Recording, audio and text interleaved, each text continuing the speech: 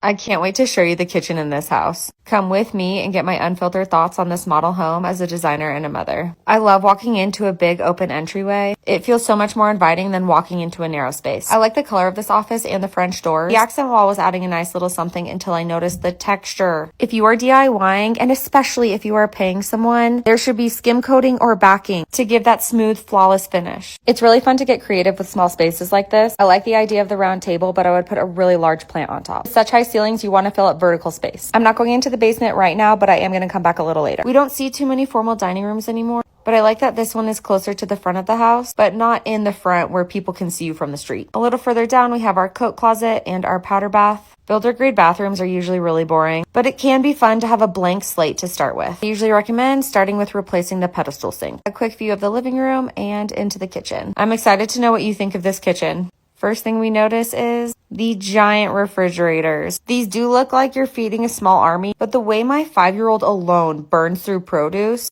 I can see the practicality. I also just feel like I never have fridge space. Anyone else? There's 2 things I noticed about this table setup. First, the rug. The width is the right size, but the length is too short. All 4 legs of every chair should comfortably sit on the rug at a table. Next, I noticed there's no pre-wiring for a light fixture. That's not important to everyone, but I do like to point it out. We have a nice little deck, which indicates this is a walkout basement. I can see the benefit of having 2 islands if you're someone who is constantly hosting, but to me, it seems like so much more work. Definitely prefer finished hood covers over stainless steel. The gap above the fridge would drive me crazy. If you had 2 islands in your kitchen, would you love it or hate it? I don't love low microwaves. I think I would have preferred this in the butler or a regular pantry. There really is no other alternative except to have a low one. We're back in the dining room. I do really like the light fixture they chose in here, and I always love a square table. The paint color on the wall is not sitting right with me. Taking a look at this living room, it's hard to know what the focal point is, so I would use height or contrast to emphasize it. Even just rotating that art to be vertical would help. What do you think about the mudroom walking right into the living room? This mudroom is a good size and could fit lockers or cubbies, and I did back up to give you a view of what it would look like coming in from the garage. It is a good view, but I don't think I would like walking into company or being able to see the mudroom from my couch. This room really surprised me in a couple ways.